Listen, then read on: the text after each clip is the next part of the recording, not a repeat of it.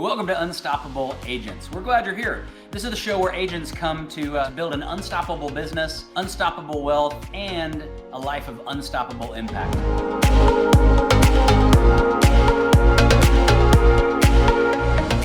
Able to put it in workplace, but when you put scripts in YouTube, people have some really good scripts out there, like how to talk to your sphere, how to talk to expired, how to talk to for sale by owners, and I use those and I practice them. I practice the objections because you're always going to get some of the same objections. I practice those and then I deliver them, and many times that will yield me an appointment, and once I'm in front of the person, then I can do my presentation, and many times that will yield me a contract. I'm Brian White. I'm a local agent in North Texas, and I just love sharing tips and tricks and helping people build their business, really pouring into others. I'm excited today because I get to do that with my friend Khaliyah Barakhyahu. So Khaliyah, thanks for joining me today. Thank you, Brian, for having me. Yeah, it's going to be great. So Khaliyah, you were in Richmond, Virginia? Yes, I am. Awesome. Congratulations on earning the Icon Award. That's a top achievement you can get at EXP. You're obviously doing some amazing things, and I've got some hints as to what one of those things are from our earlier conversation. Congratulations. Thank you. I appreciate that. So I want to jump right in and get some meat for our viewers. I'd like to ask, what are three things that an agent can do right now in the market we're headed into? What three tips would you give agents in this market? So if they're a newer agent and they are looking for what to do, having a real good schedule, you need to time block what you're going to do, when you're going to wake up, start out with some prayer, meditation. You need to get yourself ready for the day and then have a good schedule. Then my second tip will be prospecting. You have to prospect like every day. Many coaches I've talked to and mentors, that's what they'll say. Are you prospecting? Are you prospecting? So you definitely have to prospect and then follow up. So many of us are really good at prospecting. We'll do the calls, but one call, two calls after that for a follow-up, we're done, on to the next person. Being really consistent with your follow-up usually yields those sales. Awesome. So I'm gonna hit on each of those and maybe dive in a little bit, but those are great. I think you're nailing it. So talk about time blocking. Why is time blocking important? For me, I can talk for me. I have 3 children. My husband's a minister, so I'm a minister's wife. You have those things to do, and then I do real estate and I homeschool. So it's like my hours are they'll be gone before they start. Like I have so much to do, and you have to get your calls in. You have to do your follow-ups, and then you still have closings or sales. So time blocking is very important. So you can put your time in there, you can put your family time in there, and your business time. And many times everything will get done. That's good. That's good. I've heard it described as you put the big rocks in first, right? You figure out what the most important things are, and then if you can get other stuff done, that's great. But really, you got to get the most important things in. And when you first talked about time blocking, you slipped something in there, and I loved it, because when I asked you before the show started, what's your superpower? What did you say? I said prayer. Yeah. Prayer. Yeah. That's and probably the ultimate superpower. So that really is pulling in superpower from outside of you. It's great. Yeah, I was just going to say, I tell my clients that's one thing they get with me is I'm praying for our deals. I'm going to give you good marketing. I'm going to give you good service, but I'm going to pray to make sure we close. And I do that. I love it. That's great. So how does that show up when you talk about time blocking? So do you time block in the morning as part of a morning ritual? What does that look like? So for me, I'll be up first thing. Ideally, like to be up 5:30, 6 o'clock. Okay. Prayer, exercise. And after that, I'm on to getting my children up for the day, getting them going. Then I get them all started. By 9 o'clock, I like to be making my call. I try to there's a coach. Can we mention names for coaches and stuff like that? All right. So there's a coach that I like watching their YouTube videos. I'm actually part of their coaching group this year. And Tom Ferry, he'll talk about the 5-4-5 rule. I'll do that. 5 people you talked to before, 4 people that you've worked with, and then 5 new follow-ups. So that's what I do. And so I'll get my prospecting in and then on to the rest of the day. And that sort of helps me make sure those important things get done. Do the right thing in the right order. So you're planning the day, you're planning what you need to do before you do, because you can jump right in, and if you jump right in with massive action, then maybe that works. But really you can work smarter, and you can plan, and you can do that consistently, because just running a sprint one day isn't going to improve your overall fitness. It's showing up consistently and doing the activities over time. So that's great. Yeah. Okay. Okay, so then you said prospecting is the second thing. What does prospecting look like for you? For me, I try a number of, but for me, I go through my sphere. So I have a CRM where I have my sphere in there. Like I pulled out all names. I wasn't always a realtor. I was in the wedding business. I did trade show producing. What I did was I pulled out all my contacts, people that I have interacted with, old clients, old business partners, and I started my sphere that way of prospect, friends, relatives. And then sometimes I go to who's expired. So what are those for sale by owners? I will call them. And then I have lead systems in place. EXP offers a wealth of them that they've partnered with. And so I'll call through those as well, make sure I'm available to take those calls. And that's what my prospecting looks like. I think you're hitting it all. You're hitting it all. One of the reasons that people don't call is they don't know what to say. They don't know what to say when they're making those calls. So what do you, like when you're calling your sphere, what does that look like? All right, so before I started coaching, that was a real good question. I was on YouTube looking, what do you say when you call someone? In the beginning, I was just calling, this is Khaliyah, just want to see how you're doing. Did you receive my email? Many times I have their email, so I'd email them first. And I just wanted to find out if you received my email and what's going on in real estate in the area. Then when I started coaching, I got like a whole scripts. Like that's part of it, making sure that you know what to say.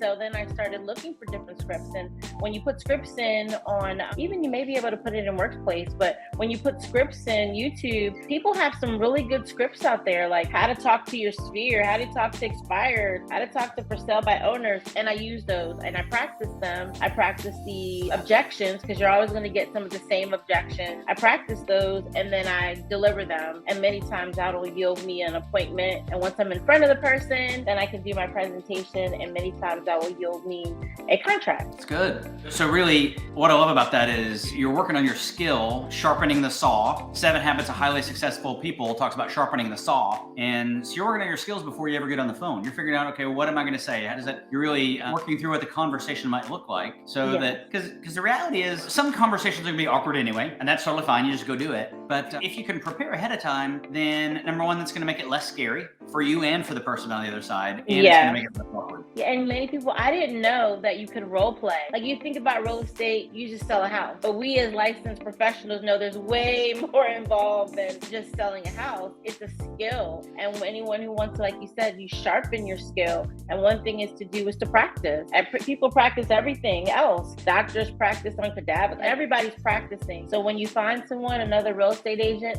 we role play. And I do that too. I have role play partners that I work with during the week, and they practice being the agent and I'm the client that we're trying to get in front of, and vice versa, so that we can see how we're sounding, what our body language sounds like, looks like, and then we take that and put it in the real world. And that really helps, makes you more confident in what you say. And you can also, there's this idea of listening to hear versus listening to respond, right? So if you've already got your script, if you already know what you're going to say, then you don't have to be thinking about, okay, what am I going to say when, how do I, you actually listen to what their answer is when they're telling you what's happening with their kids. They'll give you the keys to the kingdom if you'll just listen versus, hey, what am I going to say next? What's a super smart thing I'm going to do to get out of them? Shut up. They're telling you now. Sorry. Practicing will help you get there. Okay, so you've talked about time blocking and you talked about prospecting. What is your follow-up look like? So follow-up, I call people a lot. If I've touched base with them, I'll follow up with them after I touch base with them. I'll thank them for taking the time to talk to me. And then whatever we decided to do, if I told them I was going to send them comps, I make sure I send them comps. And then after I send it to them, I'll follow up with them. If I said I was going to provide them a lender, then I'll send them the lender, and then I'll follow up with them. I'll call them. Sometimes I'll text. Some people are better with text. Some people are better with calls.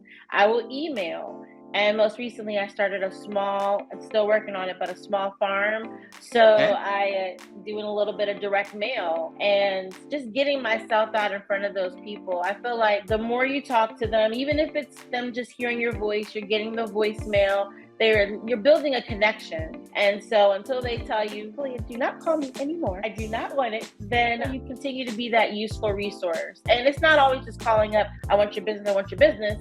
It's calling up, do you need something? How's it going with what you're doing already? Did you think about doing this to make you more successful? And if it doesn't work, can I be someone that you consider moving forward? So not pushy environment, but many times it builds that trust and it gives you that opportunity to work with the client. It's really great. It's really great. One of the things that we're working on right now along those lines is referral sources. So we're calling our sphere and looking for insurance agents and just ask them, hey, do you have a level 10 insurance agent that you'd absolutely positively recommend? And some of them say yes, and it's great. So who is it? I'd love to talk to them. Could you make a connection? And then you've got a chance to connect with somebody who does amazing work. And if they don't, call them back when you've made other level 10 connections. You've got great information, and that way you can be a resource to them. So you can meet great people, and you can turn around and be a resource, because not everybody, so you and I, we're friendly, we're outgoing, we're meeting people in the community, so we've got people, but not everybody does. And you can be a resource, and that's a great way to add value where you don't have to feel like you're bugging people. If you're not, you're really adding value and making a difference for them. And they remember that. If you can add value, they'll remember you when they need you, because they'll be like, oh, he wasn't just another realtor just trying to get my business. He really was trying to help me, and they'll remember. And what's great is too, if you can get I've heard it called allied resources, right? So if you can get an insurance agent and get them a deal or get them connected with a client, are they then going to help you stay in touch with the client? When they reach out, is there a mutual connection? Yeah. So you all get to help each other and just reinforce, create the next opportunity, and build a business together. So it's fun. Yeah. Because you really create a community. Yeah, a little network. Yeah. You obviously run a great business and know what you're doing. We just jumped right in. Khaliyah, give me your real estate story. Like, how'd you get started in real estate? How'd I get started? Before COVID hit, I did have a few investment properties, but really I just did wedding planning. I was a trade show producer in Central Virginia, ran 6 shows about a year, 2 in Charlottesville, 2 in Richmond. Okay. So I slowed down a little bit, went from 4, but peak times it was 6.